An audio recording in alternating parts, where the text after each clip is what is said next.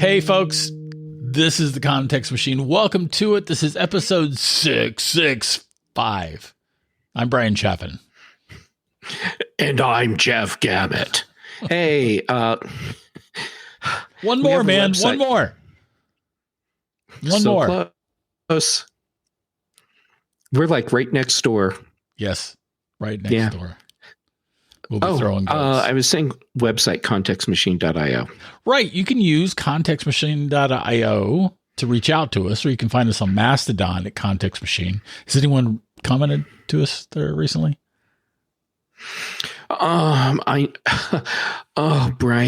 I'm actually not sure because, I had to go on my whole social media and news blackout thing. Mm-hmm. Do you want to talk about that? Sure, we can talk about that. Okay. Yeah, anyway, but before we do, I want to say we have a sponsor today, and it's LinkedIn Jobs. Yes, we do have a sponsor. We're going to tell you about them later in the show and tell us why you had to essentially be on a social media blackout. Yeah, it was social media and news in general, and it's because I got a jury summons, and I mean, those of us in the United States that have had jury summons, we know how it usually goes. You get your summons, you show up, and you either get dismissed right away because whatever trial that you were supposed to be on or could have been on, it's been continued or dismissed or whatever. Or maybe you get called. But either way, you're probably gone before lunchtime. And worst case scenario, you spend a day and do one trial and you're gone. Right. Oh, no. Not this time. I mean, I showed up and I was packed in a room with at least 100 other people. A lot, so more than I'm used to seeing for the other times that I've had jury duty. And before we even get started with anything, a judge walks in and I'm like, oh, this isn't right. This isn't how this works. And then we were all immediately put under a court order that we couldn't we couldn't expose ourselves to any news that would relate to what turns out to be the case we were all there for. There was a mass shooting in Boulder, March 22nd, 2021 at a King Soopers.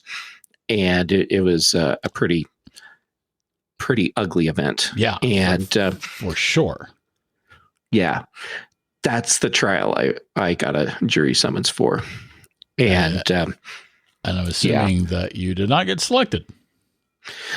We are here right now, so I did not get selected. But I was there in the selection pool all the way up until the judge said, and here are the 12 jurors, but it's actually 16 because you have 12 plus 4 alternates. Yeah. But they don't know if they're a juror or an alternate, so that they all sit through the trial the same. And but anyhow, I did not know that alternates did not know that they were alternates. I had no idea. No, and neither do they. I'm a fairly civil-minded. I feel like I know my stuff, and I didn't know this. So whatever. It's possible that in other states that alternates know they're alternates, but in Colorado, I've never gotten that far in a jury trial. So this is just me. This is just me. It's a me problem. So, but we just fixed that me problem. So go great. us. Yay me. Yeah.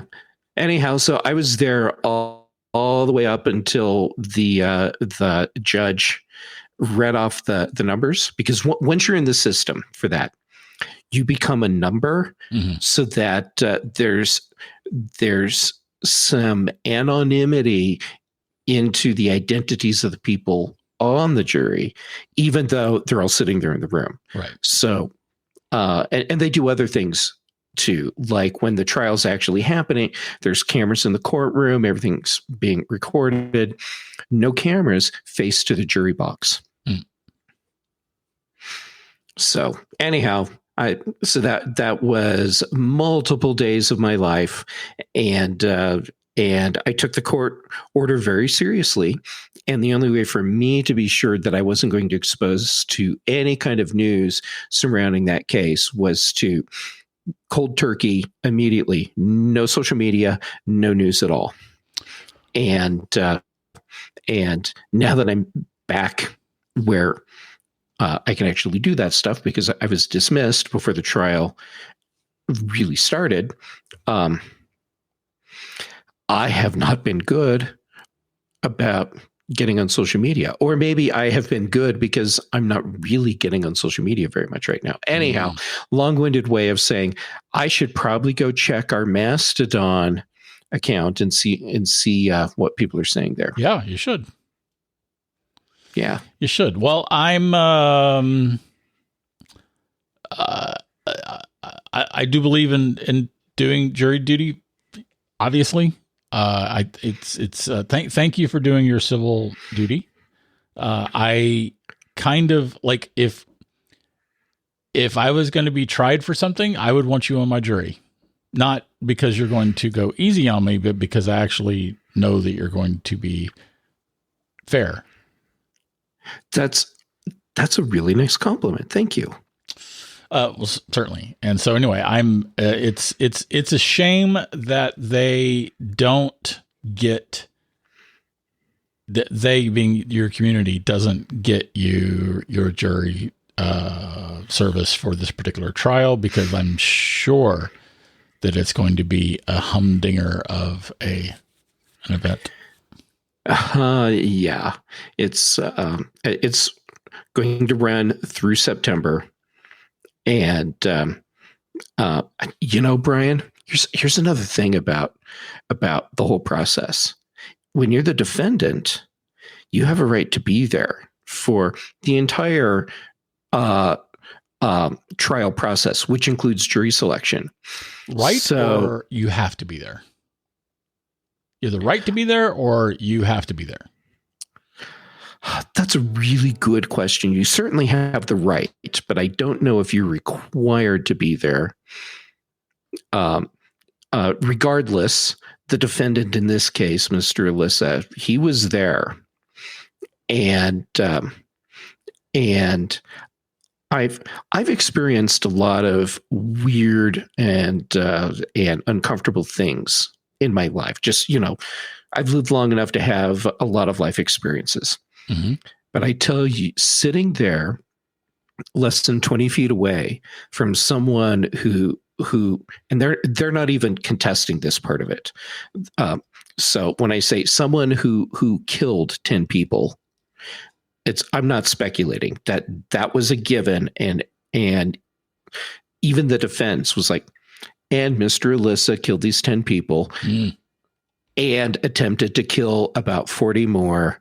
And anyhow, so when you sit there like 20 feet away from someone like that, where they can make direct eye contact with you, and he did,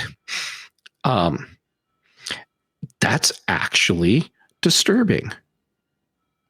Yeah, I can't imagine, actually. And yeah, I was not expecting that part of the experience to be disturbing in the way that it was. Fair enough. So I was saying that I'm sorry that your community doesn't get to experience your service for this particular job, because again, I think you would have been an excellent jury member. But I'm also glad that you don't have to sit through that.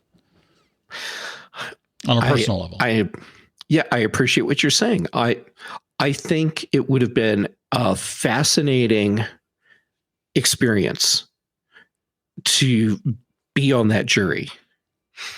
But at the same time, I'm kind of glad I'm not on it as well, because I know what the jury is going to be exposed to. And I think a lot of people just don't get that when you're seeing evidence in a case like this. It's not like when we watch TV shows and movies and you see stuff where, where people are being shot at or shot. It's different when you see the real thing. Sure. And they're going to be seeing a lot of evidence for that. And I feel for those people because that's a disturbing thing that they're going to have to sit through. And seriously, as we were sitting there and we were getting close to the end, and I'm like, this is getting closer and closer to a real likelihood that I'm going to be on the jury. I started thinking about what happens afterwards. And I was thinking about what sort of resources are out there for just therapy, even for people that have to experience something like that, so that it doesn't mess them up. Right. All right. Well, now that we've messed up our listeners. Yeah. Well, lucky for you. I didn't end up on the jury in the end. And so you have normal messed up Jeff, not post-trial messed up Jeff. Yeah, fair enough. You're welcome, everyone. Yeah. Well, I would love to whine about how my courier delivered product from Apple didn't arrive, but we actually have a lot to talk about. Oh, I just assumed that we got through the whole jury thing because that's what you're interested in. And now we're going to talk about your courier because that's about you. Well, yeah, reverse those orders. But whatever. I mean, we could do something else, whatever. I'm going to sacrifice and say that we should probably get on to yesterday's Glow Time event. Oh, Brian. I had the first time it was an accident. And then after that, it was just too good to not continue doing. But I called it the Glow Job event on some show. Wow. And it just kind of stuck. What show would that be? Name names. I'm trying to remember. I think it was on Mac Voices Live. I'm sure Chuck loved it. Oh, Chuck always loves stuff like that. Anyway. Yeah. Right. Glow Job. The Glow Job product event. So this is the one where Apple introduced iPhone and iPhone 16 and 16 Plus and 16 Pro and 16 Pro Max. Mm-hmm. And we got a new Apple Watch, and we got sort of new AirPods. And we did get new AirPods. Yeah. Okay. So let's start with Apple Watch 10. Okay. So this is the entry levels and the stainless steel level Apple Watches got updated, and I think they're really cool. I think they're really cool too. And I like what Apple's doing with the new features.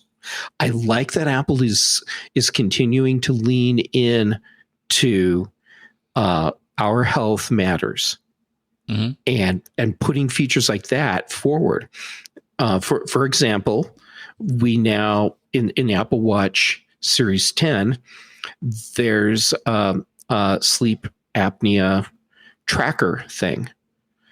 And yes, just to be clear, it's not like this is what you're using nightly to see what sort of apnea incident you might be having. This is something that aggregates data over a few weeks and then reports back to you saying, hey, you might want to talk to your doctor about this. Yeah, and I'm a perfect case study for this because so after my stroke, which was 15 months ago now, 14 months ago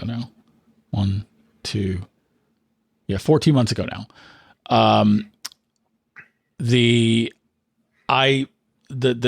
told me when I was in the hospital that I had sleep apnea, and I feel like as I have lost 82 pounds that my sleep apnea has gone away, but I haven't gone and found out, because that way I don't have to deal with it.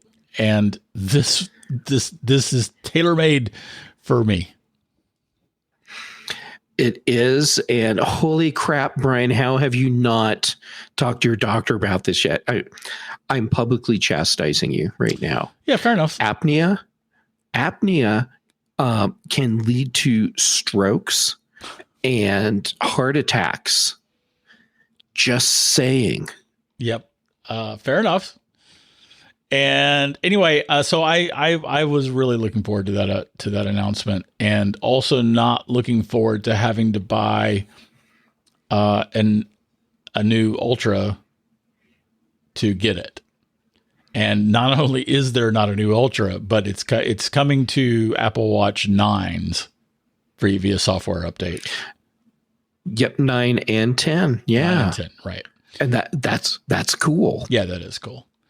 And I really like that new face that they were showing that uses on the titanium.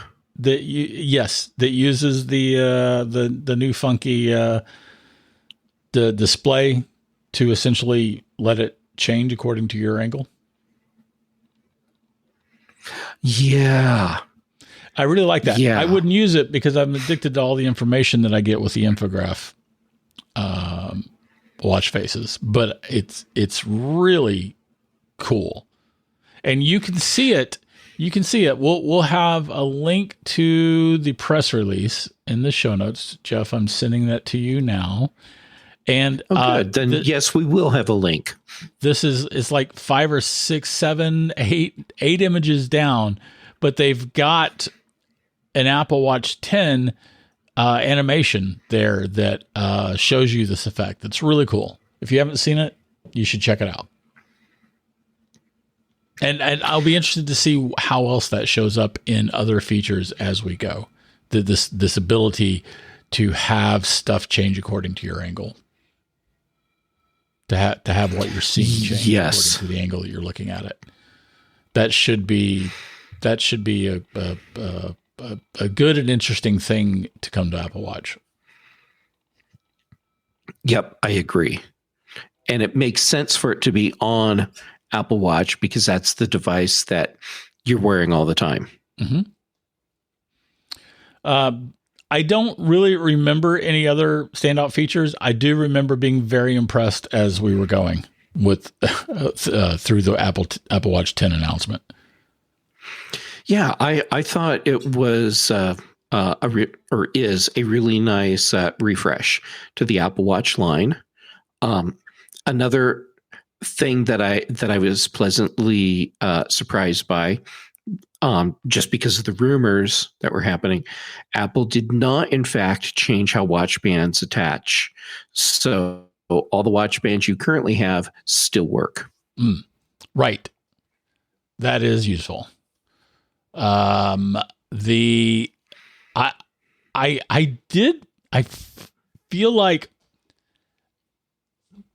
feel like they had major corporate cojones to introduce the Apple Watch Ultra 2 because it's not new. And it didn't, I mean, like, I feel like it should have been what they announced was that there's a new black finish for the Ultra 2. Mm-hmm. And the black finish is cool. I probably would have gotten it myself if it had been available last year. But I feel like that should have been announced in a press release a day or two before this announcement, and that it should have been included in a recap of the Apple Watch 10 instead of having time dedicated to it. That felt really weird and cheap. Well, because they ran through features like they're new, and they're not new. So what? I don't know. I don't think it was necessary. I get what you're saying. At the same time, I'm thinking it kind of was necessary. I mean, they needed to talk about the Apple Watch Ultra in some way at some point during the event. No, they didn't. They did not. They did not. They did not. Other than saying, who's this event for? Press and new people. New people. New, and these events are infomercials. Okay. So they needed to talk about Apple Watch Ultra 2 in some way. I agree. They didn't need, I think, to go as long as they did. They didn't talk about Apple Watch SE because they didn't need to. I don't think they needed to talk about the Ultra at all, except for, again, to mention it in the recap, to say that these features are coming to the Apple Watch Ultra 2, which is available in black. I accept your apology. That would have been fine. I accept your apology. That would have been fine. But they still needed to talk about it in some way. No, they didn't. They did not need to talk about the Ultra 2 in this event. It's not new. It's not new. If anything, why did they talk about AirPods Pro 2? Because there is a new feature coming to it. There's no new features coming to They presented AirPods Pro 2 as if it was a brand new product. And they went on and on about AirPods Pro 2. Well, I actually agree with you because I was then they went on about AirPods Max. As if that was a new product.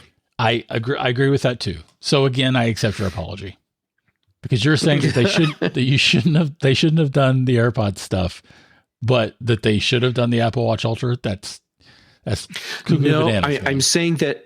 No, that's not what I'm saying. Yes. I'm saying that. Yes, that's what you said. Talked about multiple products that are not new. They did need to talk about AirPods Pro too because of the software. But I really feel like it would have been better, more transparent if they had talked about AirPods Pro 2, not like it was a brand new product, because that's really how they presented it. They should have talked about it as, and here's AirPods Pro 2, already the best AirPods you can possibly buy, and people have been loving them since they came out in whatever year. And here are the great new things we're bringing to the AirPods you already have. Yes. I think that would have been a much better way to talk about AirPods Pro 2. Yeah. And don't get me wrong, folks. We're just, I don't know, somewhere between kvetching and nitpicking here. I mean, this was a good event. I think it was a really good event, and I think it was very clear that Apple was speaking to the average user, the average customer. They weren't talking to us this time. Average customer isn't watching this event. Average customer is not watching this event. But the message goes. Fanboys in the press are watching this event. But the message that the general public will get. We're both cynics about this in different ways. That's fair. So anyway, though, the Apple Watch 10 is a really solid update, I think. And it's interesting that they're changing out the stainless steel model for titanium, from the standpoint that the solidness of the stainless steel model is something that I liked, because I had an aluminum one year and then went right back to stainless steel because I like the way the stainless steel one fits on my felt on my wrist in terms of weight. And so I did find it kind of interesting that they're switching from steel to titanium on the watch. But they did it. It's still going to be heftier than the aluminum. But it was okay, Brian. Now I'm wondering, because I hadn't thought about this for now. Are they switching to titanium because it fits better with their the real message of the whole thing, green, carbon neutral, green by 2030. Yeah. That was the actual message of the whole thing. And then they interspersed other products between the actual announcement. That's fair. So, I mean, how many times did they show the 2030 with a green circle through that? 4 if or 5. It was a drinking game. Yeah. I'm thinking if it was a drinking game, my kidneys would be ruined. My liver would be ruined. That's fair. So to answer your question, it seems to me that titanium is much more expensive and more expensive to work with. So they didn't do it to cut costs. Oh, no, definitely not to cut costs. So that means and titanium is not cheaper than steel. No, it's not cheaper. And again, it's also much more expensive to work with.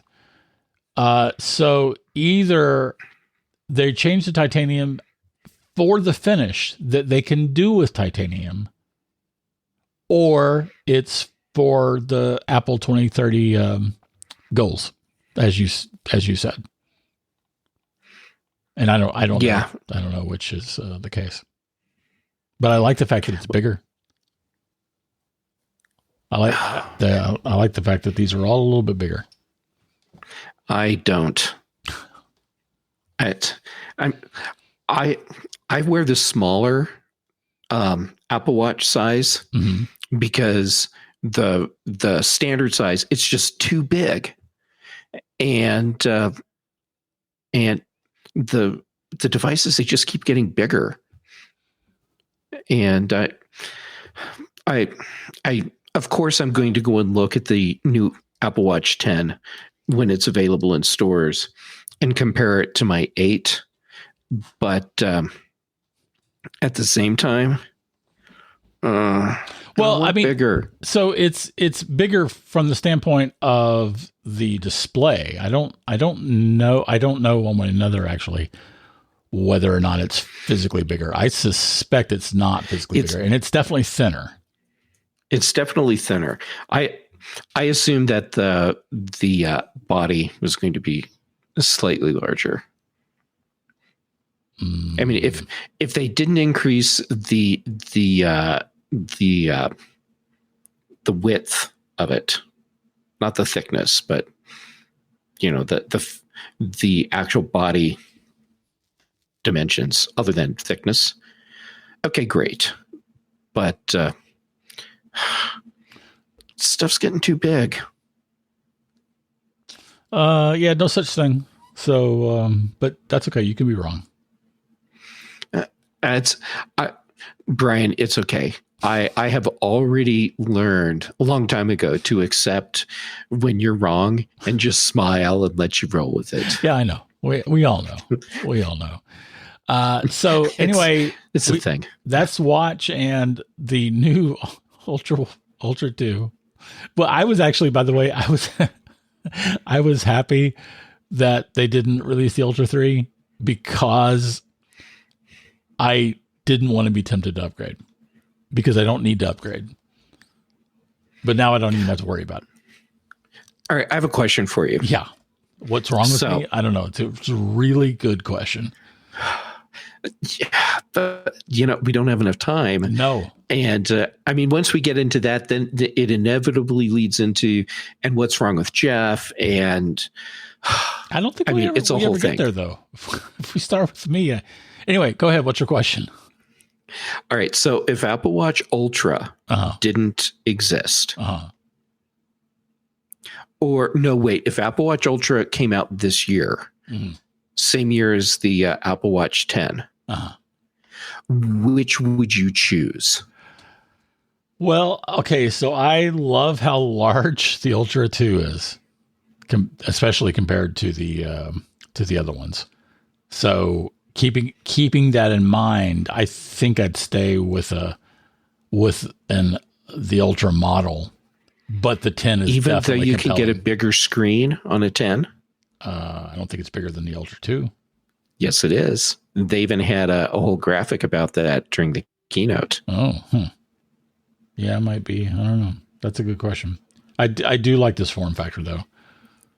It appeals to me, but the 10 is definitely compelling. It would be a decision. It would be a decision, not just an automatic rejection of one for the other. Sure. And the whole thing about, I just like the Ultra better. Like it looks cooler. It's more me, whatever. That's a totally valid thing. And if it turns out when someone's debating between the watches, they're like, I never do outdoor stuff. I never go hiking or anything, but damn, I love that Ultra. I don't, and that's what you get. That's fine. I don't do any outdoor stuff. I hardly leave the house anymore. Yeah. Well, so I don't need the Ultra 2. I just like the Ultra 2, and that's okay. I love it for the infograph display that comes with Ultra 2. That's definitely a part of it. I really, really like that watch face, and I like all the information that I get with that. Yeah. Yeah. I mean, that's okay. And I think Apple really made it clear this year that they're leaning into Apple Watch Ultra as a fashion statement, because they talked about new bands for the Ultra, and they weren't talking about the band you're going to put on when you're going into these the weren't backcountry. the Nike Sports. They weren't talking about water whisking. They were talking about like the dress. They were talking dressy kinds of bands for the Ultra. Yeah. Yeah. Yeah. That's okay too. That is interesting. All right. We need to actually move along. Oh, sure. Okay. As long as we're here. Yep. Matter of fact, we're going to talk about LinkedIn jobs. Oh, yeah. Right. That's cool.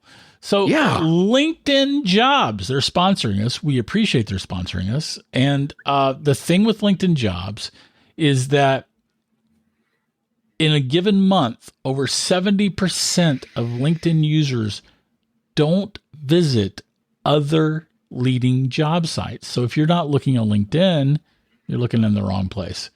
On LinkedIn, 86% of small businesses get a qualified candidate within 24 hours.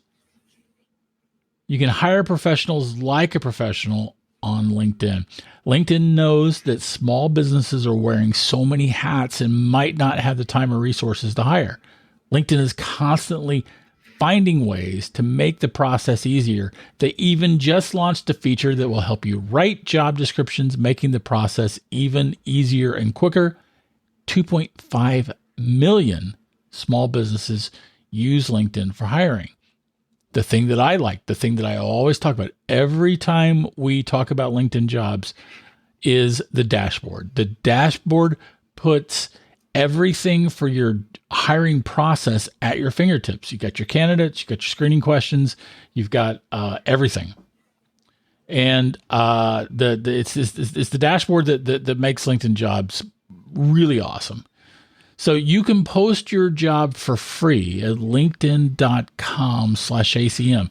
That's linkedin.com/ACM to post your job for free. Terms and conditions apply.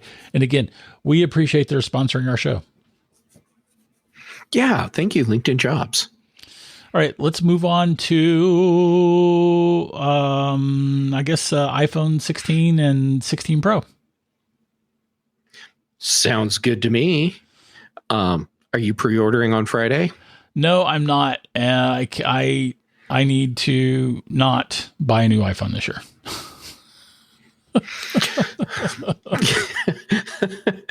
Good luck with that.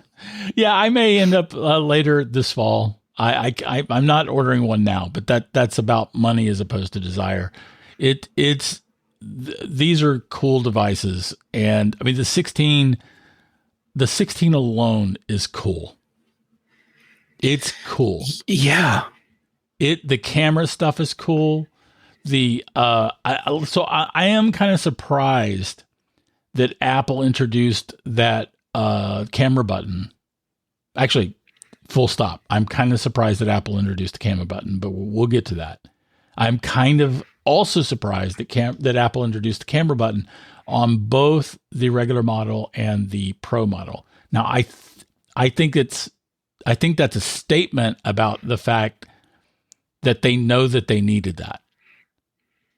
Mm-hmm. That they know that, I mean, because, we had up until now, we've been laboring under Steve's mandate that, no buttons. Like, right? Steve didn't want any buttons on the iPhone. Yeah. I mean, he liked having the mute toggle switch because it made it easy to mute a phone. Mm-hmm. But yeah, he was all about, let's not have buttons. And I feel like that's why Apple has not heretofore added any kind of other buttons in I don't know, it's been forever. As a matter of fact, I think Apple pulled buttons, didn't they? They replaced a button. So they replaced that rocker toggle for the mute with the action button. Right, with the action button. I feel like there was something. Anyway, there's no.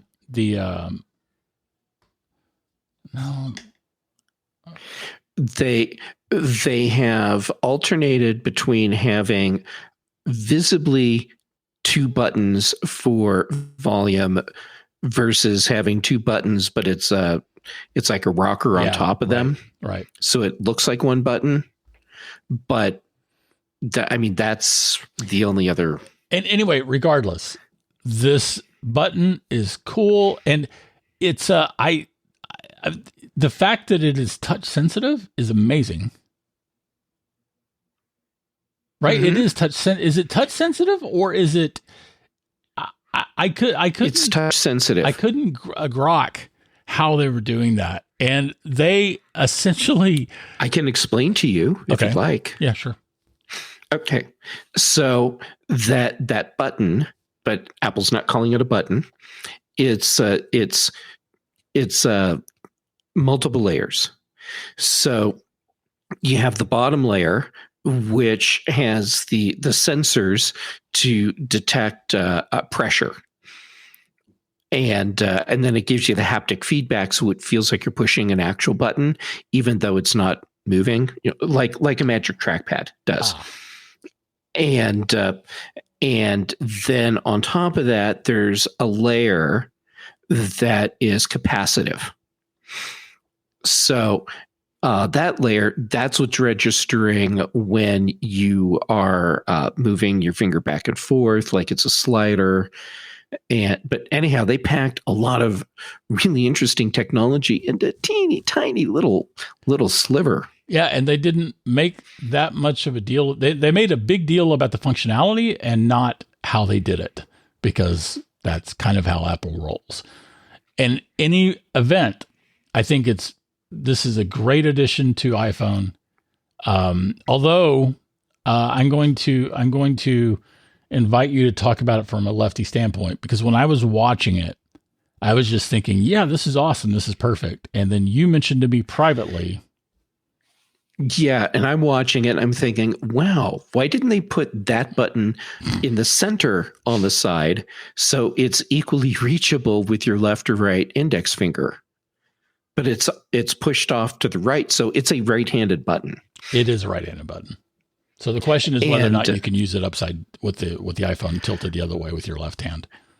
Well, you can, and then you put your thumb on it. The question, though, is does the interface that pops up when you're using that button, does it rotate so it's right side reading? Right. And we don't know regardless of orientation. Right. We don't know that yet. But it's a cool button. It's a cool feature. I would say long overdue, especially having seen it. It's long overdue, but I'm glad it's here now. And all of the computational photography stuff they showed off is all freaking impressive. The A18 is freaking impressive. Mm-hmm. It's It's bigger batteries. Yep.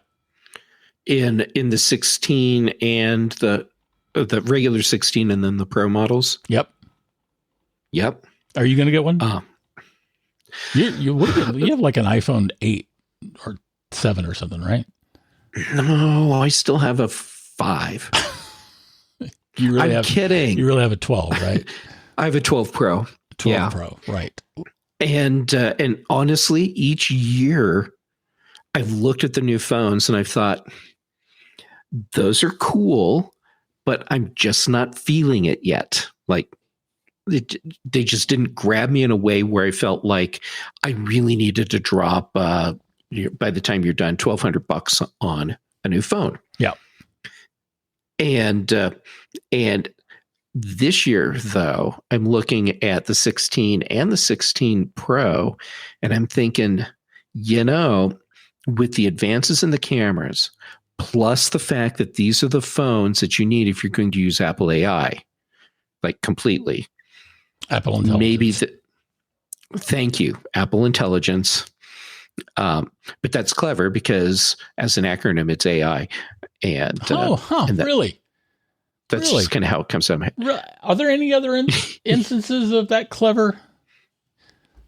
particular clever acronym that you can think of?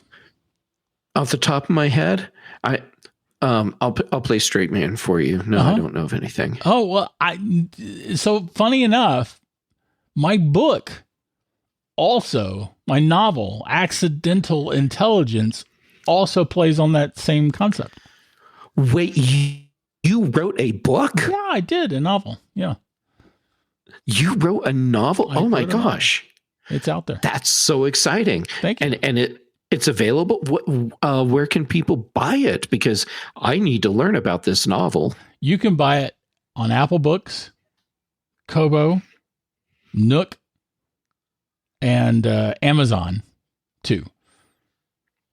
And So anyway, it's Accidental Intelligence, AI. Anyway, back to how did I do a straight man for that? Did that come across well? Thank you. I'll send you your $10 later.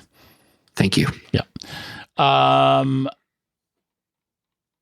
So are you wanting to get one? You were sort of explaining.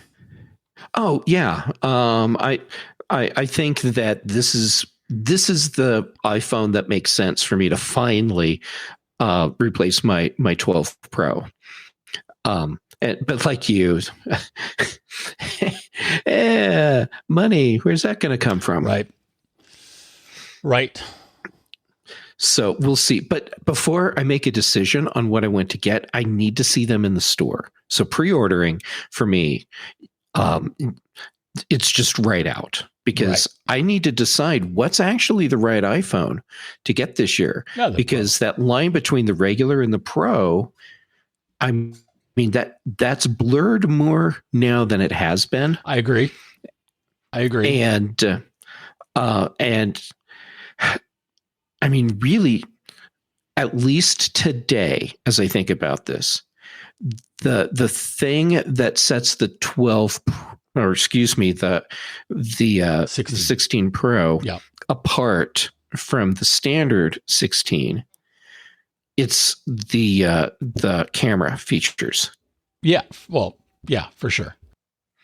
But previously I would look at the models and be like, well, yeah, there's cameras, but then here's this thing and this other thing. And the processor on the 16 Pro, it's what they're calling it, the A18 Pro, I believe, right? Right. That processor is a humdinger of a processor. Yes, but it matters only if you're going to really use the features. True. That take advantage of that. So that would be like, are you shooting more than just casual video on it? Do you need to be able to do multi-track voice memo stuff? Well, now, I can see for you, I would like that. I have recorded many sort of demo songs on voice memos, many, like, I don't know, 50 or 60. Yeah. And And you're not alone. A lot of musicians do that. Yeah, the ability to multi-track. I mean, like, so again, I've done it where I'll be humming, or maybe playing along with the guitar, but I'll say okay, and then the drums would be like and then okay, the bass is like and and I'll describe each line as I'm hearing it. I would love to be able to multi-track that while I'm playing with the song construction. That would be terrific. Well, you'll be able to do that when you're ready to drop the cache for 16 Pro. Yeah. And another thing that I'm thinking about with this is, by the way, that was actual footage of actual songwriting from me. I'm kidding. Oh, no, he's not kidding. That was terrible. Yeah, but you have to get the thoughts down, and then you get polish it all up. Get back to it. Anyhow, how long am I going to keep whatever phone I get? And the idea, I suppose, is the higher end I go, the more life potentially I get out of the phone before I feel like it either is lagging too much or it doesn't support new updates. And because I don't feel the need, like I did when we both worked at Mac Observer, to have the new things each year, because it's not critical that. Yeah, we're not writing about it. We're talking about it on the show, but let's be honest, we're phoning this in. Yeah, they found this out. Yeah. Anyhow, so I need to see both, get them in my hand, decide what's really going to work best for me, and then I'll decide what I'm going to get and when I'll get it. I do think that the ability to do 120 frames per second in 4K, that's pretty cool. It is, but how many people really need that? No one, unless you're doing like pro or semi-pro stuff. No one needs it. But you're right. It's super cool. It's super cool. Yeah. And being able to attach an external drive and record video straight to that. Yep. That's cool. Holy crap. The ability to flip back and forth between the filters, like the filters that Apple's doing. I feel like they're a lot more than normal photo filters. I feel like that. They said it was like doing professional color grading in real time. Yeah. And I think that's a great way to describe it, because it's not just filters that you're applying. You're applying a lot of color settings, and but it's non-destructive, which is awesome. Yeah. So in that sense, it's like a filter, even though you're not actually doing filters. Yeah. Yeah. The camera on the Pro in particular is super impressive. It's just super impressive. I agree. All right. Do you care about the finishes? I don't ever care about the finishes on my iPhone because I've always got it in a nice case.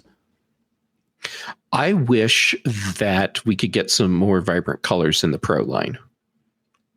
Really? Yeah. But why? It's because for you.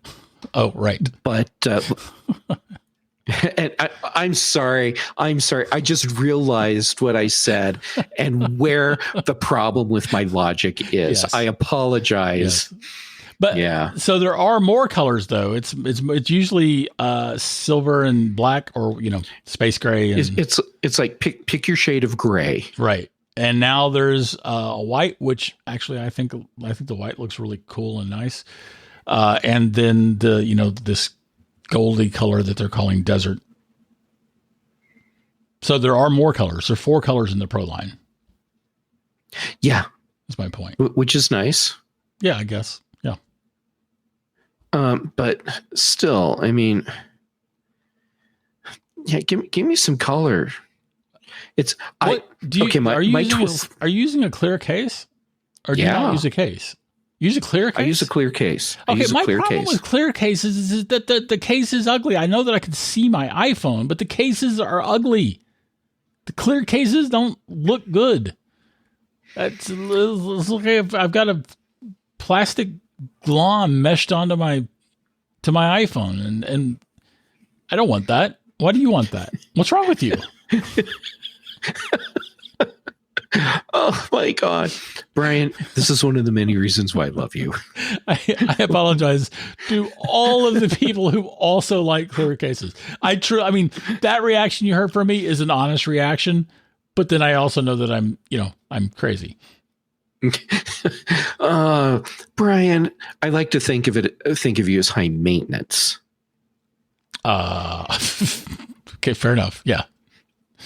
Anyhow, no, I like having a clear case, and I have been putting Spigen cases. Spigen, I'm not sure how to pronounce it. Their clear cases are really thin, and they say that theirs don't discolor over time, and for most people that's true, but like I put this case on this iPhone 12 Pro that the Ultra when I got the phone. Yeah, and so whatever year that was, and it's still that same case, and it has discolored a little bit, but that's impressive though. That's impressive. Because that phone you got that phone like in 1982. Right. And I'm in Colorado, so there's a lot more UV exposure. Yeah.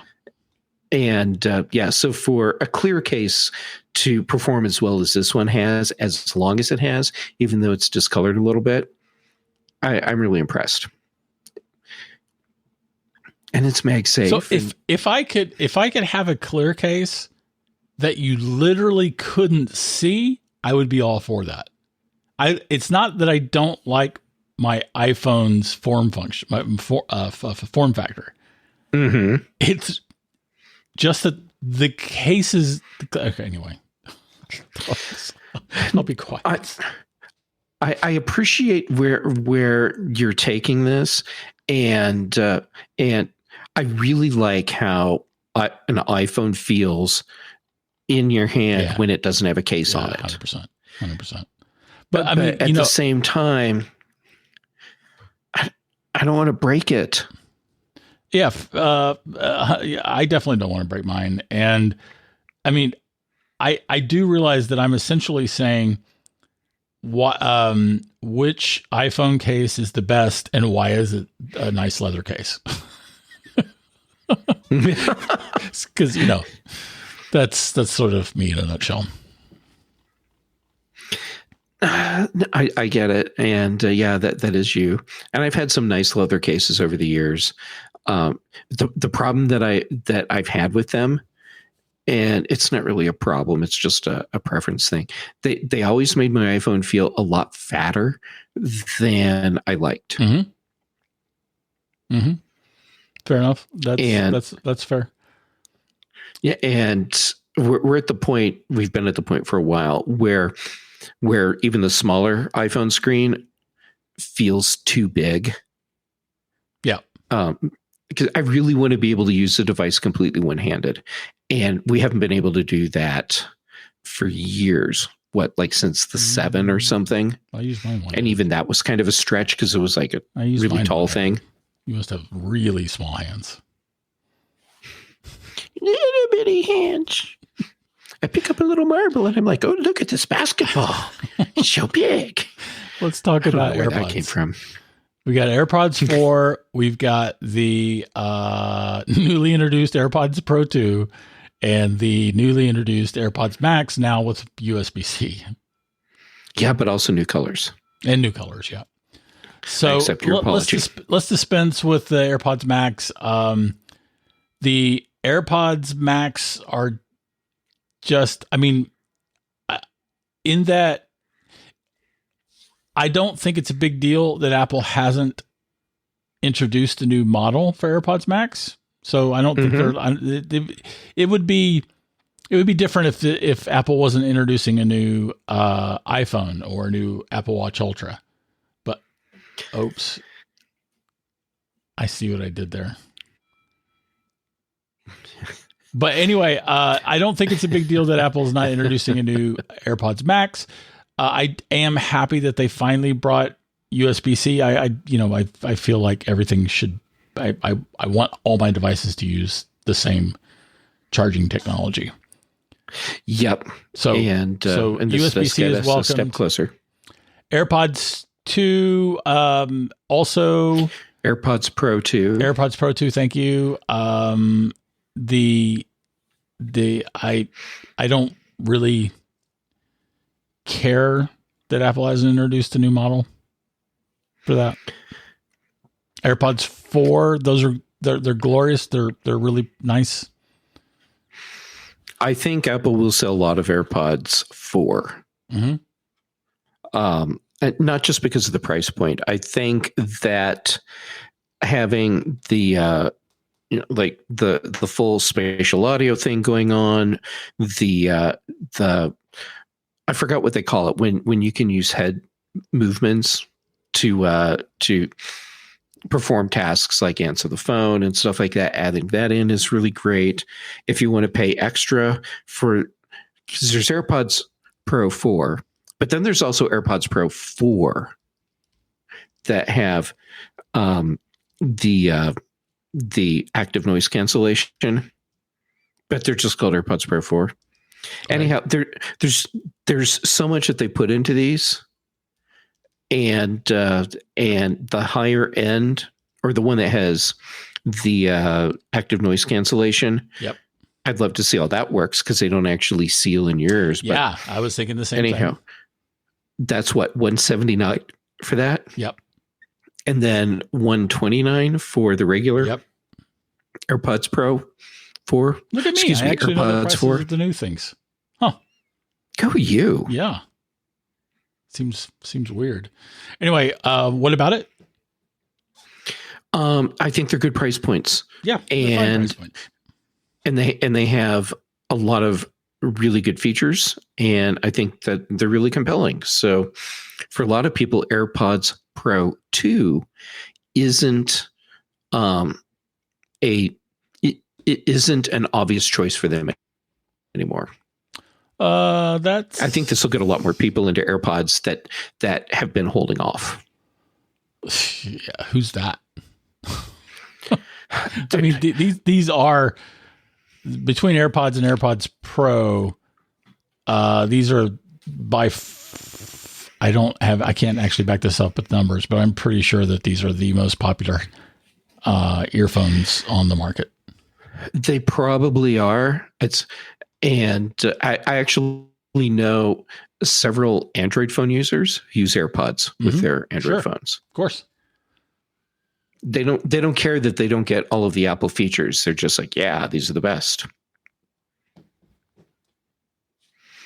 So I do like that AirPods Pro 2, even though it's presented as if it's a new product.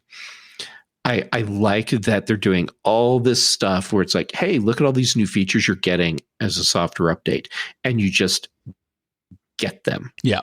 So your AirPods Pro 2 become more useful, more functional, more valuable simply because Apple's rolling out a software update. Yep. That's pretty cool. That is cool. That's good. We should probably also maybe briefly mention Apple Intelligence. I do feel like they gave us a slightly better look at Apple Intelligence, which won't be available until sometime later in the fall. Yeah, I felt like it was a rehash of everything they'd already shown us with Apple Intelligence. But I'm glad they did the rehash because there's a lot that's going on there and people need to know about it. Well, there's one thing that was definitely a little more than a rehash, and that was there was something they mentioned about GPT integration that first of all pissed me off, and second of all seemed like it was a little bit deeper than by the way, you'll be able to query Chat GPT 2, which is our Chat GPT also, which is how it was presented during the Apple Intelligence during the WWDC. Mm-hmm. Yeah, I guess I don't know. It felt to me like an almost superficial reference to ChatGPT in this keynote, or in this keynote ad. Okay, fair enough. Yeah, infomercial, whatever. But yeah, I guess they were kind of obligated in some way to mention ChatGPT. Yeah, I guess. Tech bros are pissing me off. I do feel like Apple is the least awful company in the AI space, in the generative AI space. The least awful. Not awful. Yeah, it's there's okay. I'm with you. I totally get what you're saying. Could just be because they don't tell us much. So that's possible too. I mean, yeah, but for me, the big thing is that they're actively trying to protect our privacy. Yeah, for sure. With AI usage, and I do appreciate that. I also feel like they are trying to focus on having generative AI do the menial things as opposed to the creative things. They feel like that. Yeah, to a degree, but you can have well, when all the features finally roll out, you'll be able to use Apple Intelligence to create graphics. And, I mean, it'll be more like making emojis and little graphics you add into your photos, but you'll be able to do all of that. Yeah. And so that's to me more on the creative side as opposed to but it's not making movies or doing images or writing novels or doing the things that have required ripping off all of the people who have done those things to make it possible for this AI to do it. Yeah, there's that. Yep. That's fair. And that's one of the things. Okay. I'm with you then. Yeah. I'm completely okay with, for instance, having Apple Intelligence be able to make a solid graph with various bits of data. That would be a fantastic thing for Apple to bring us in numbers. I'm betting that's a thing that's going to happen. I am sure it's a thing that's going to happen. I am less keen on Logic being able to write me songs.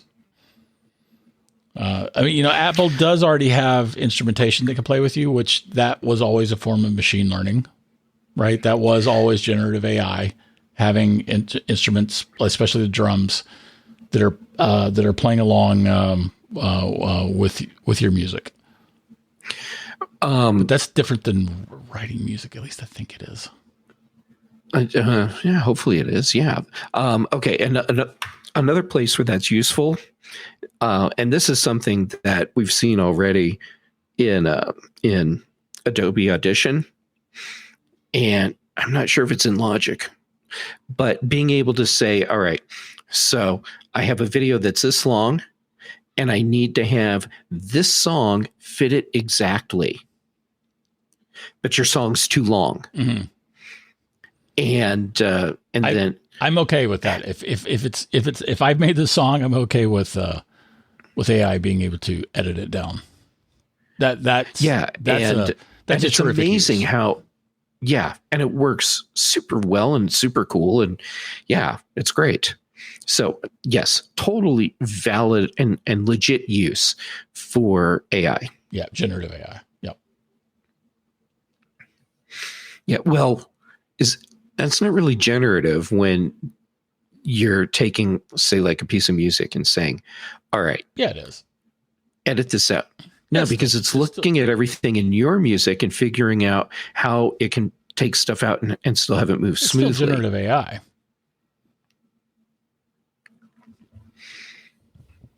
It is. Okay. It's not making up something. It's. I mean, just like the drum feature in Logic has always been a generative AI, but when Apple introduced it, we weren't using that term. Yep, I'm with you on the drums. Okay, thank you. I accept your apology, and we can move on. And is it generative AI when you take a person out of a photo? Yeah, for sure, 100%. All right, so you're looking at doing that in audio and image stuff as the same thing, and that's okay. I'm just clarifying there. So, yeah, okay. It's